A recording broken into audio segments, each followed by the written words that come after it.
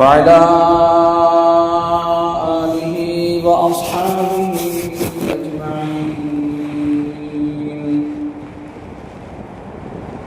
أما بعد فأعوذ بالله من الشيطان الرجيم. بسم الله الرحمن الرحيم.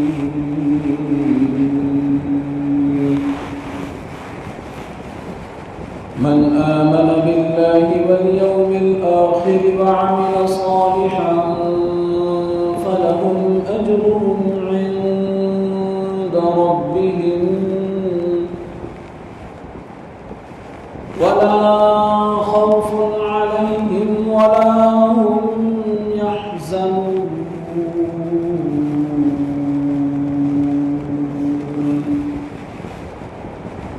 آمنت بالله صدق الله العظيم وبلغنا رسوله النبي الأمين المتين الكريم ونحن على ذلك لمن الشاهدين والشاكرين والحمد لله رب العالمين.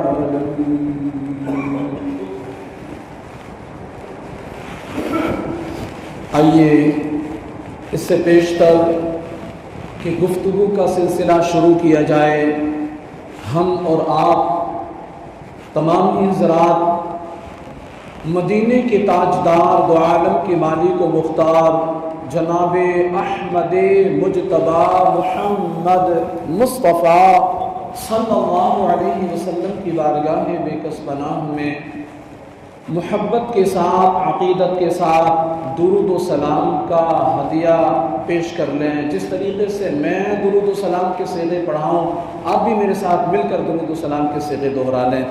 الصلاۃ والسلام علیک یا رسول اللہ وعلی آلک واصحابک یا حبیب اللہ. الصلاۃ والسلام علیک یا نبی اللہ وعلی آلک واصحابک یا نور اللہ.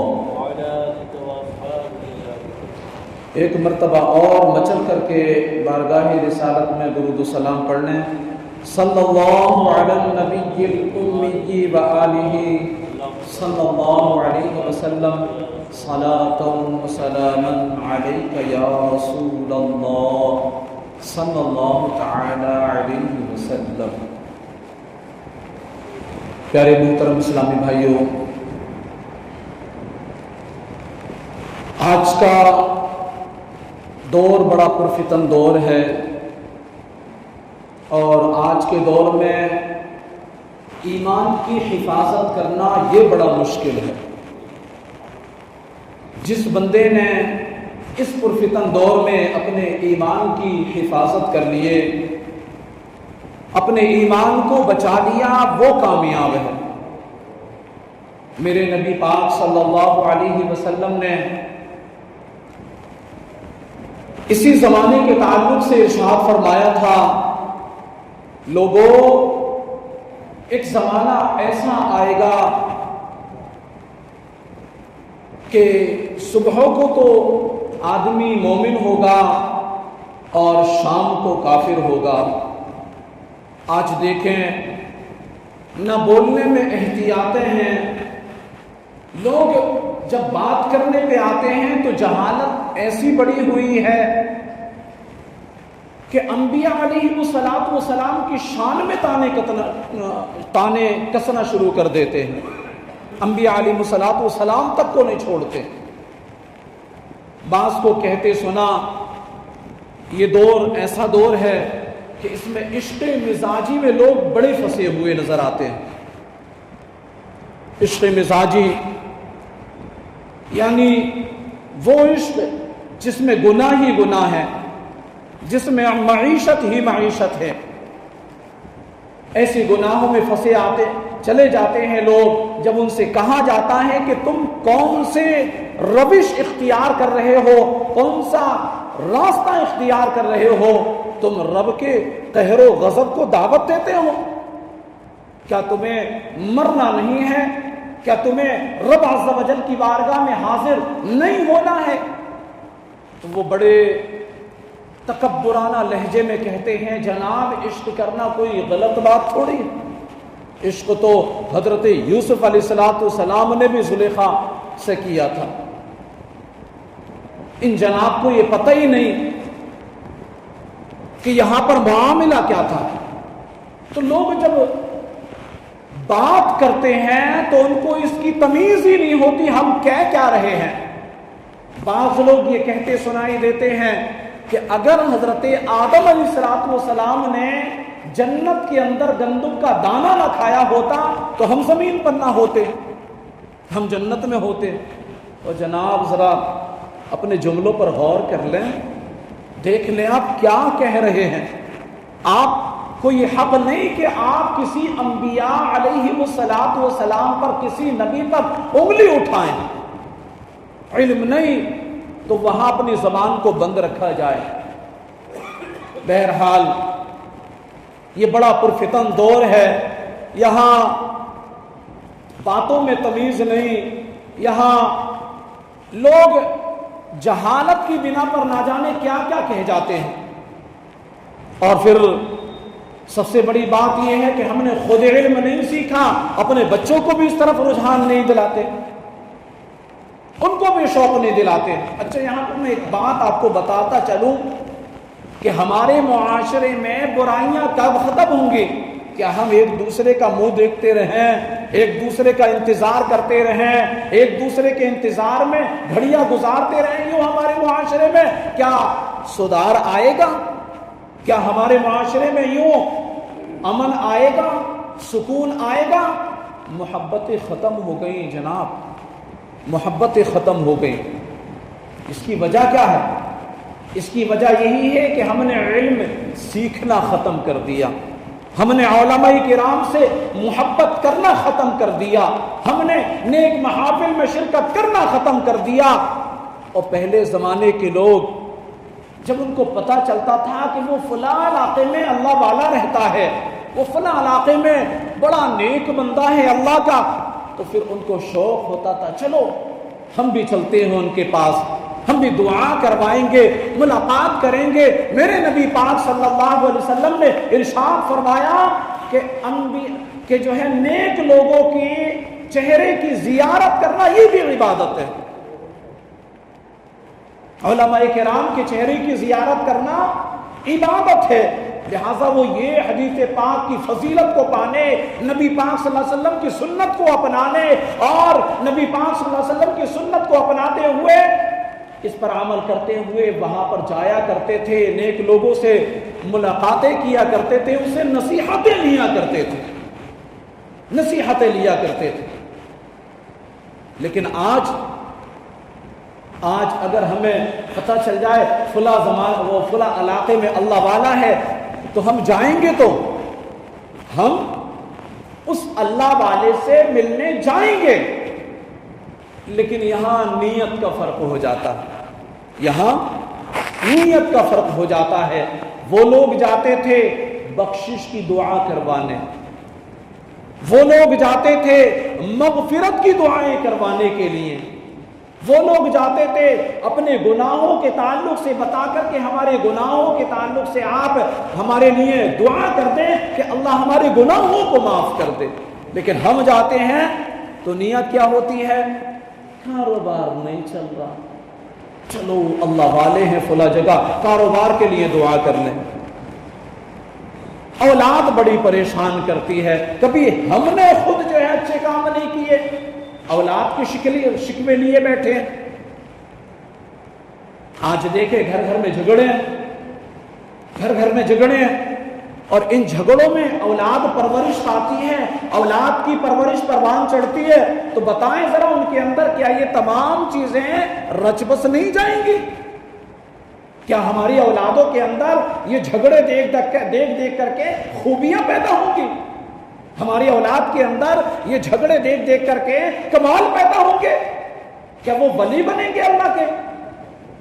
تو جناب ضروری ہے کہ ہم پہلے اپنے آپ کو سدھاریں۔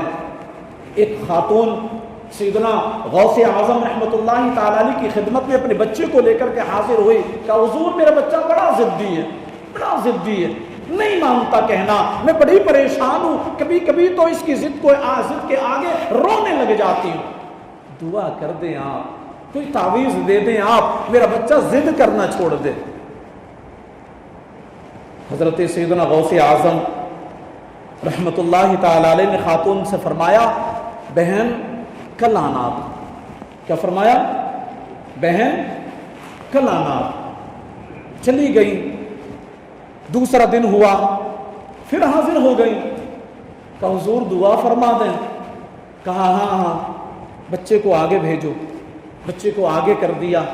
سیدنا حضور غوث پاک رحمۃ اللہ تعالی علیہ نے اپنا منہ آگے بڑھایا، کان کی طرف کیا اور کچھ دم کیا، کہا لے جاؤ، نہیں کرے گا ضد۔ کیا کہا؟ لے جاؤ، اب ضد نہیں کرے گا۔ اب یہ خاتون لے کر چلی گئی، لیکن بڑی حیرت میں تھی، پریشان تھی۔ میرے حضور نے، حضور غوث اعظم نے نہ تو کوئی تعویذ دیا، نہ ہی کوئی دعا بتائی، اور جو ہے بس مجھے ایسا لگا کہ جیسے چند باتیں آپ نے کی ہوں اور پھر مجھے بھیج رہے ہیں۔ خیر چلیے، اللہ کے ولی کا معاملہ ہے، وقت کے امام کا معاملہ ہے، اللہ کے برگزیدہ بندے کا معاملہ ہے، کہہ دیا، میرا تو معاملہ ہو ہی جانا ہے۔ اب دن گزرتے گئے، چند دن گزرے، بچے نے جو ہے وہ ضد کرنا بالکل چھوڑ دیا، بالکل چھوڑ دیا ضد کرنا۔ بچہ جو ماں کہتی وہی کرتا بچہ۔ اب ماں بڑی خوش تھی، بڑی خوش تھی۔ اب جب چند دن گزرے، بچے کو لے کر کے پھر بارگاہ غوثیت میں حاضر ہوتی ہے، عرض کرتی ہے حضور نہ تو کوئی وظیفہ بتایا آپ نے، نہ کوئی آپ نے تعویذ دیا، اور مجھے لگتا تھا کہ آپ نے کوئی دعا بھی دم نہیں کی ہوگی، مجھے ایسا لگتا تھا کہ آپ نے چند باتیں ان کو کان میں کہی ہیں، لیکن میں سمجھنا یہ چاہتی ہوں، سننا یہ چاہتی ہوں کہ وہ باتیں تھی کیا۔ میرا بیٹا بڑا نیک بن گیا، بڑا متقی پرہیزگار بن گیا، مجھے تو بڑا سکون مل گیا۔ اب ذرا یہاں پر آپ سنو، ہمارے اور آپ کے لیے بھی اس بات میں سبق ہے، ہمارے اور آپ کے لیے بھی اس بات میں سبق ہے، درس ہے، ہم کیا کر رہے ہیں اور ہمارے بچے کہاں جا رہے ہیں۔ اب سنو، حضور غوث پاک رحمۃ اللہ تعالی علیہ مسکرائے اور فرمایا خاتون تم سچ کہتی ہو، میں نے نہ تو کوئی پڑھ کر کے دم کیا اور نہ ہی تم کو میں نے کوئی دعا بتائی، لیکن سنو حقیقت یہ ہے کہ میں نے آپ سے کہا تھا کل آنا، میں نے آپ سے کہا تھا اپنے بچے کو لے کر کے کل آنا، اور پھر میں اس سے پہلے تک خود گڑ کھاتا تھا۔ تم نے کہا تھا میرا بچہ گڑ کی ضد کرتا ہے، اس کو ایسی بیماری ہے کہ جب وہ گڑ کھاتا ہے طبیعت خراب ہو جاتی ہے، بڑا ضدی ہے، اس کی ضد کے آگے میں رونے لگ جاتی ہوں، بڑی پریشان ہوں، کیونکہ کل تک میں خود گڑ کھاتا تھا، لہٰذا میں نے سچی توبہ کر لی اللہ کی بارگاہ میں، کیونکہ گڑ کھانا کوئی ناجائز نہیں ہے، نہ ہی گڑ کوئی حرام چیز ہے، یہ تو جائز چیز ہے۔ لیکن دیکھیں آپ عمل کا دار و مدار دیکھیں آپ کہ پہلے خود عمل کریں گے بعد میں زبان میں تاثیر ہوگی، پہلے ہم خود عمل کریں گے کسی بات پر، پھر اس بات کی ہم اپنے بچوں کو تلقین کریں گے، اپنے جوانوں کو تلقین کریں گے، اپنے بوڑھوں کو تلقین کریں گے، اپنے محلے والوں کو رشتہ داروں کو تلقین کریں گے، انشاءاللہ ہماری زبان میں تاثیر ہوگی۔ تو حضور غوث پاک فرماتے ہیں کل تک میں خود گڑ کھایا کرتا تھا، لیکن آج میں نے اس گڑ سے سچی پکی توبہ کر لی، اب نہیں کھاؤں گا، لہٰذا میں نے سچے دل سے جو ہے یہ مان لیا، اور پھر اس کے بعد میں نے آپ کے بچے کو کہا گڑ نہیں کھانا بیٹا، ضد چھوڑ دو۔ لہٰذا مجھے پورا یقین تھا کہ میں نے جس بات پر خود عمل کر لیا، اللہ کے فضل کرم سے اس بات کی جب میں تلقین کروں گا تو میری زبان میں تاثیر ہوگی۔ بلا تمثیل آپ سمجھیں، سوچیں، ہم اگر اپنے بچوں کو کہتے ہیں بیٹا نماز پڑھنے چلو، تم کتنی پڑھتے ہو، ہم اپنے بچوں سے کہیں بیٹا گھر میں قرآن پاک کی تلاوت کیا کرو، تم کتنی کرتے ہو؟ ہم اگر یہ کہیں کہ بیٹا اللہ پاک نے بڑا مال سے نوازا ہے، اللہ نے بڑا مال دیا ہے ہمیں، لہٰذا تم اپنے ہاتھ سے اللہ کی راہ میں خرچ بھی کیا کرو، تم کتنا کرتے ہو جناب؟ سوچیں آپ ذرا، جس بات کی تلقین آپ اپنے بچے کو کر رہے ہو، کیا وہ کام تم خود بھی کرتے ہو؟ اچھا، اب یہاں پر کلام مقدس کی تلاوت کلام مقدس کی آیت کریمہ دیکھیں آپ، میرا رب فرماتا ہے من آمن باللہ، اے ایمان والو، اے ایمان والو، والیوم الآخر، اور روز آخرت پر ایمان رکھنے والو، وعمل صالحا، تم نیک اعمال کرو، تم نیک اعمال کرو، تم غریبوں کی مدد کرو، تم کسی کو ستاؤ نہیں، تم نمازوں کی پابندی کے ساتھ ساتھ میں اگر اللہ نے مال سے نوازا تو زکوٰۃ بھی ادا کرو، فَلَهُمْ أَجْرُهُمْ عِنْدَ رَبِّهِمْ، اگر تم نیک اعمال کرو گے تو اللہ پاک تمہیں اس کا اجر عطا فرمائے گا، اس کا تمہیں ثمرہ عطا فرمائے گا۔ اور وہ ثمرہ کیا ہوگا؟ جب قیامت کا روز ہوگا، نفسی نفسی کا عالم ہوگا، کوئی کسی کا پرسان حال نہ ہوگا، ہر ایک نفس کو اپنی پڑی ہوگی، ہر ایک جان اپنے کیے پر پچھتا رہی ہوگی، شرمندہ ہوگی۔ ایسے حالت میں اللہ پاک نیک اعمال کرنے والے کو جو بدلہ دے گا وہ کیا بدل دے گا؟ وَلَا خَوْفٌ عَلَيْهِمْ، کہ اس وقت نہ تمہیں کوئی خوف ہوگا۔ اگر تم نے آج نیکیاں کی، آج اچھے کام کیے، آج تم نے اپنی اولاد کو نیک بنا کر کے چھوڑا، آج اگر تم نے دوسروں کے ساتھ بھلائیاں کی تو اس کا ثمرہ یہ ہوگا نفسی نفسی کے عالم میں، قیامت کے پرہول ماحول میں، ایسے وقت میں میرا رب فرماتا ہے وَلَا خَوْفٌ عَلَيْهِمْ، نہ اس وقت میں کوئی خوف ہوگا، وَلَا هُمْ يَحْزَنُونَ، اور نہ ہی کوئی حزن و ملال ہوگا کہ میں نے یہ کیوں نہ کیا، میں نے یہ دنیا میں کیوں کرتا رہا۔ نہ تمہیں اس وقت میں کوئی حزن و ملال ہوگا، نہ کوئی شرمندگی ہوگی۔ تو مسلمانوں، آج وقت ہے، آج تو ہمارے گھروں کی ہی حالات بڑے خراب ہیں، گھر میں نفسی نفسی کے عالم چلتے ہیں، ایک گھر میں اگر 10 بندے رہتے ہیں ملاقات کا وقت نہیں ملتا۔ جی ہاں، میں صحیح بول رہا ہوں۔ ابھی دیہاتوں میں تو پھر بھی الحمدللہ اللہ کا بڑا فضل ہے، بڑا فضل ہے۔ آپ جو ہے شہروں میں چلے جائیں، قصبوں میں چلے جائیں، وہاں جا کر کے دیکھیں، حالات بڑے بد سے بدتر ہو گئے ہیں۔ اور پھر ایک اور بات بتاؤں میں آپ کو، ہمارے گھر بڑی تیزی سے بگڑتے چلے جا رہے ہیں، امن سکون نام کی چیز برباد ہوتی چلی جا رہی ہے۔ اس کی سب سے بڑی وجہ جو ہے وہ کیا ہے پتہ؟ سب سے بڑی وجہ اس کی امن کی، سکون کی بربادی کی وجہ ہے شک، بدگمانی۔ یہ بدگمانی، شک، یہ آدمی کے گھر کو تہس نہس کر دیتا ہے، یہ آدمی کے گھر کو تہس نہس کر دیتا ہے۔ کئی ایک ہنستے کھیلتے گھر یہ بربادی اور تباہی کے دہانے چڑھ گئے۔ اس بدگمانی نے، اس شک نے ان گھروں کو جو ہے تباہ و برباد کر ڈالا۔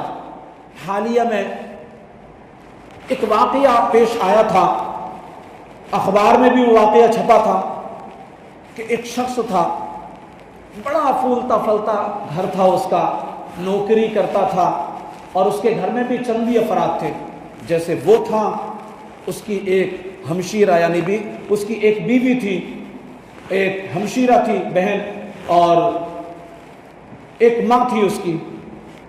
یہ 3-4 لوگوں کا مختصر سا پریوار تھا اس کا۔ اب ہوا یوں ایک مرتبہ کہ اس کی بیوی کے موبائل پر کسی کا فون آیا، بات توجہ کی کر رہا ہوں میں کہ آپ اس سے سیکھ لیں، ہمارے گھروں میں بھی کہیں اگر ایسا ہے تو واللہ اس سے اپنے آپ کو روک لیں، اپنے آپ کو روک لیں۔ تو اس کے موبائل پر فون آیا کسی کا، اب اس نے پہلی مرتبہ بات کی ہے. اب بعض جو شریر لڑکے ہوتے ہیں، شریر نوجوان ہوتے ہیں، جن کو عزت بے عزتی کا پتہ ہی نہیں ہوتا، وہ جہالت کے گھپ اندھیروں میں بھٹک رہے ہوتے ہیں، وہ اناپ شناپ یہ فون لگاتے ہیں. اگر وہ دیکھتے ہیں کہ کسی لیڈیز کی آواز ہے تو پھر اس میں دلچسپی لیتے ہیں تھوڑی. تو ایسی کوئی شریر تھا، اس نے فون لگایا، خاتون نے فون اٹھایا اور اٹھانے کے بعد میں کہا بھائی جناب کون ہیں آپ؟ اب اس نے جب لیڈیز کی آواز سنی تو کہا ہم تمہارے عاشق ہیں، ہم یہ ہیں وہ ہیں فلاں ہیں، اور زمانے بھر کی باتیں کر دی. اس نے کہا بھائی میں تم کو نہیں جانتی، لہٰذا آج کے بعد بات نہیں کرنا ہم سے، ہمارے فون پہ اپنا فون نہیں لگانا. اتنا کہنے کے بعد اس خاتون نے اس کا فون کاٹ دیا. اس کے بعد میں اس نے کنٹینیو فون لگانا شروع کیا، بہت سارے فون لگائے، لیکن اس خاتون نے اس کے فون پر توجہ ہی نہیں دی، اٹھایا ہی نہیں اس نے، یہاں تک کہ یہ روز فون کرتا. اب اتفاق سے ایک مرتبہ کسی کام سے اس خاتون کو گھر سے باہر جانا پڑا، محلے وغیرہ میں کسی سے کام تھا، وہاں جانا پڑا، اور موبائل کچن میں رکھ کر کے چلی گئی. اب ساس نے یہ موبائل پر نظر پڑی، دیکھا کسی کا فون آ رہا ہے، تو ساس نے اٹھایا فون اور کان پہ لگایا، کہا کون ہے؟ تو اس نے وہی بکواس کرنا شروع کر دی، ہم تمہارے یہ ہیں وہ ہیں، ہم یوں ہیں اور تو ہیں، اور وغیرہ وغیرہ دنیا بھر کی جو ہے باتیں کرنا شروع کر دی. تو اب یہ جو ساس تھی، چاہیے تو یہ تھا کہ یہ تحقیق کرتی، حقیقت تک پہنچنے کی کوشش کرتی، بس بدگمانی پیدا ہو گئی. اس نے سوچا اچھا ہمارے لڑکے کی بہو گلچھرے اڑا رہی ہے، عشق مزاجی میں پھنسی ہوئی ہے، ہمارے بچے کو دھوکہ دے رہی ہے، نہ جانے اس نے کیا کیا سوچ لیا، اور سوچنے کے بعد میں وہ پھول کر کے بیٹھ گئی، پوچھنا گچنا کچھ نہیں. کئی ایک ہمارے گھر میں ایسے بزرگ ہیں جو سمجھداری سے کام نہیں لیتے، نہ سمجھی سے کام لیتے. لہٰذا اس نے سوچ لی کہ اب جب میرا بیٹا آئے گا ساری کہانی اپنے بیٹے کو بتا دوں گی کہ دیکھو تمہاری بیوی ایسے ایسے کرتی ہے. شام ہوئی، بیٹا آیا، تو اب جو ہے کچھ نہیں، سب سے پہلے وہی بات، بیٹا ادھر آؤ اور دیکھو ایسے ایسے بات ہے، ہم نے آج اچانک سے تمہاری بیوی کا فون اٹھایا تو ایسے ایسے اس پر کال آیا. اب اس نے بھی نہ آؤ لگا نہ تاؤ، مارنا شروع کر دیا. وہ بیچاری بہت منت سماجت کر رہی کہ تم میری بات تو سنو، حقیقت کیا ہے اس کو جانو تو، لیکن اس نے ایک نہ سنی، بہت مارا اس کو. اور مارنے کے بعد پھر اس نے اپنی سسرال کو فون لگایا، اپنے سالوں کے پاس میں فون لگا دیا اور کہا کہ تم لوگ تو کہتے تھے ہم بڑے شریف گھرانے کے لوگ ہیں، ہم بڑے شریف لوگ ہیں، دیکھو ہمارے گھر میں تمہاری بہن یوں ایسے ایسے کر رہی ہے. جب اس نے یہ سنا تو اس کو بہت غصہ آیا. اس نے اپنی پیٹی میں ریوائیول رکھی اور پھر پورے غصے کے ساتھ میں اپنی بہن کے گھر آیا. اس نے اپنی بہن کی ایک نہ سنی، پہلے تو کچھ تھپڑ مارے، بہن چلاتی رہی، گڑ گڑاتی رہی، ہاتھ جوڑتی رہی، بھائی میری بات تو سنو، میری کوئی غلطی نہیں، میری بات تو سن لیں آپ. لیکن بھائی نے کوئی اس کی بات نہ سنی، یہاں تک کہ اس نے اپنی پیٹی سے ریوائیول نکالی اور اس کو گولی مار دی، اس کو گولی مار دی. اس کے بعد میں پھر معاملہ آگے تک پہنچا، پولیس آئی اور اس بھائی کو لے گئی، جیل خانے میں ڈال دیا اس کو. اور اس کے بعد میں پھر پولیس نے اپنے طور پر تحقیق کرنا شروع کر دی، معاملہ کیا تھا. ان سے پوچھا بھی معاملہ کیا تھا، انہوں نے کہا کہ ایسے ایسے معاملہ تھا. کہ تم نے سنی اس کی؟ کہا سنی تو نہیں، کہ پھر سننا چاہیے تھا. پھر اس کی تحقیق میں جب لگی اور جب کال کو جب چیک کیا گیا تو پتہ چلا کہ وہ کوئی آوارہ قسم کا بچہ تھا، آوارہ قسم کا لڑکا تھا. اس نے کال کیا، اس تک پولیس پہنچ گئی، اس کو پکڑ کر کے لے آئی. اور لانے کے بعد پوچھ گچھ کی تو اس نے کہا بس ایسے لیڈیز کی آواز مجھے سنائی دی تو میرے دل میں جو ہے تھوڑی دلچسپی ہوئی، میں نے یوں ہی بات کرنا شروع کر دیا. جب اس کے بھائی کو پتہ چلا کہ یہ تو مجھ سے بہت بڑا گناہ ہو گیا، میری بہن تو بے گناہ تھی، شوہر کو بھی پتہ چلا، ساس کو بھی پتہ چلا، بڑا معاملہ خراب کہ ہم نے تو بے گناہ کو اتنا مارا، ذرا بھی تحقیق نہیں کی، اس کی بات پر ذرا بھی توجہ نہیں دی ہم نے. اس کو, اس بیچاری کو, بے گناہ کو اتنا مارا, اتنا ستایا, اتنی بدنامیاں کی.